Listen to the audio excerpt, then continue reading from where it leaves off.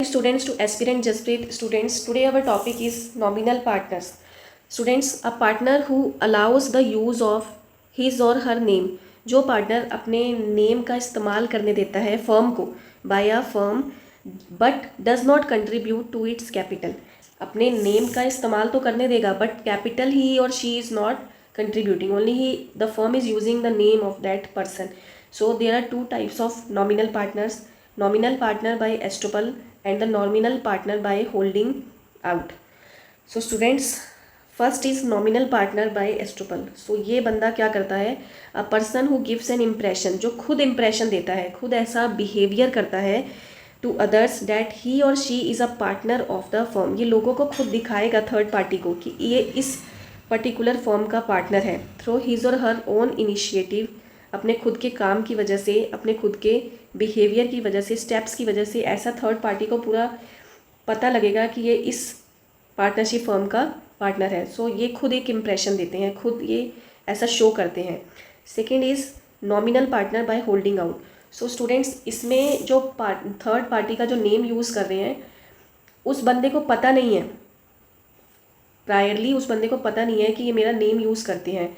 But जब उस बंदे को पता लगता है, जब उस पर्सन को पता लगता है कि ये मेरे नेम का इस्तेमाल करते हैं और फिर भी वे अलाउ करता है, फिर भी वे अलाउ कर रहा है, वो उन्हें रोक नहीं रहा, स्टॉप नहीं कर रहा अपने नेम का यूज़ करने से. सो ऐसे केस में स्टूडेंट्स, अगर पार्टनरशिप फर्म पे कोई भी लाइबिलिटी आती है, डेट्स चुकाने का टाइम आता है, तो अगर इनके जो बिज़नेस के असेट्स हैं वो सफिशिएंट नहीं पड़ते हैं डेट्स चुकाने के लिए, तो वो पर्सन भी लाइबल होगा, उस पर्सन के पर्सनल असेट्स भी लाइबल होंगे, जो उसके पर्सनल असेट्स हैं उसे भी सेल करने पड़ेंगे. बिकॉज क्योंकि उसको जब पता लग गया था, जब उसे पता लग गया था तब भी उसने इनको पार्टनर्स को स्टॉप नहीं किया, पार्टनर को मना नहीं किया, उसने अलाउ किया अपना नेम यूज़ करने के लिए. उसको एक न्यूज़पेपर में एडवर्टाइजमेंट निकाल देना चाहिए था कि मैं इस पार्टनरशिप फर्म का पार्टनर नहीं हूँ, जब उसे ये मालूम हो गया था कि कोई उसका नाम का इस्तेमाल कर रहा है.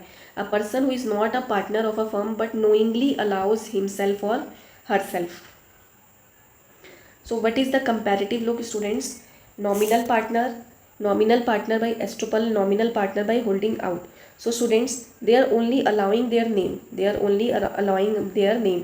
या तो वे खुद अपना नेम अलाउ कर रहे हैं, या तो फिर वह उनको पता है कि उनका नेम इस्तेमाल हो रहा है लेकिन फिर भी वो एक पार्टनरशिप फर्म को रोक नहीं रहे हैं. सो तीनों ही पार्टनर कैपिटल लेके नहीं आएंगे. कैपिटल नहीं लाएंगे तो प्रॉफिट और लॉस में उनका कोई शेयर नहीं होगा. सो मैनेजमेंट में भी इनको कोई हक नहीं है पार्ट करने का, बट लाइबिलिटी इनकी अनलिमिटेड रहेगी बिकॉज उनका नेम इस्तेमाल हो रहा है, ऐसा थर्ड पार्टी को रिवील हो रहा है, शो हो रहा है कि ये पार्टनर्स हैं उस फर्म के. तो जब तक वो ये प्रूफ नहीं देंगे कि वो पार्टनर्स नहीं हैं, तब तक वो पूरे लाइबल हैं. अगर बिज़नेस के असेट्स सफिशिएंट नहीं हैं तो उनको भी ये जो लाइबिलिटीज़ हैं, जो बिज़नेस के डेट्स हैं, वो पे करने पड़ेंगे अपने पर्सनल असेट्स यूज़ करके. उनकी लाइबिलिटी अनलिमिटेड रहेगी. So students, this was the comparative look between all the two types of nominal partners. Capital नहीं लेकर आएंगे बिकॉज ये अपना खाली नेम अलाउ कर रहे हैं.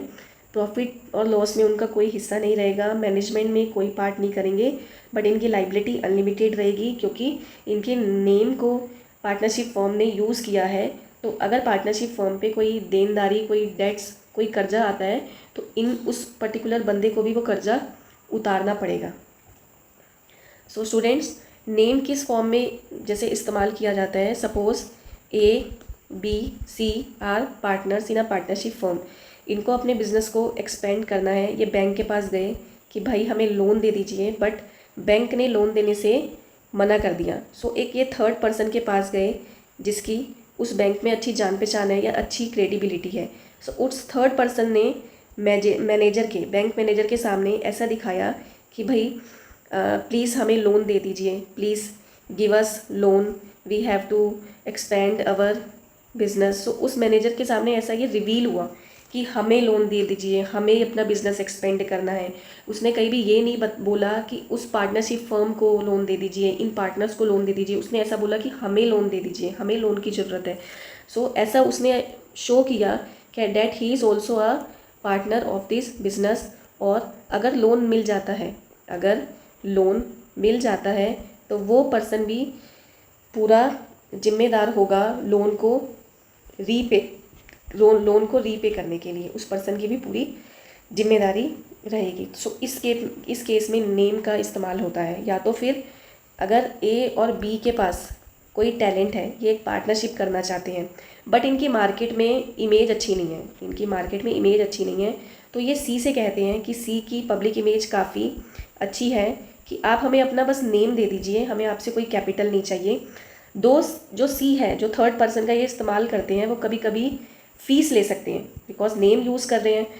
तो सी की पब्लिक इमेज अच्छी है, तो ए और बी इसे कहते हैं कि हम बस पब्लिक के सामने ये शो करेंगे कि आप हमारे इस कंपनी के पार्टनर हो, ताकि हमें अच्छा बिजनेस मिले, अच्छा काम मिले। सो काम अच्छा मिलने भी लग जाता है, सी एग्री हो जाता है अपना नाम देने के लिए, उसके नाम की वजह से उनको काम अच्छा मिल रहा है।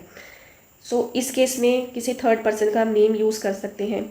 या तो फिर suppose A B C are partners in a firm, suppose D is a third person, they are using the D's name, they are using the D's name बिना बताए। D is not knowing, D is not knowing that they are using the D's name for running their business, because D is having very good image in the market or between the producers and suppliers, government. But when the D knows about it, जब D को पता लगता है, फिर भी ये रोकता नहीं है इन्हें, he और she does not stop them, ये इनको रोकता नहीं है।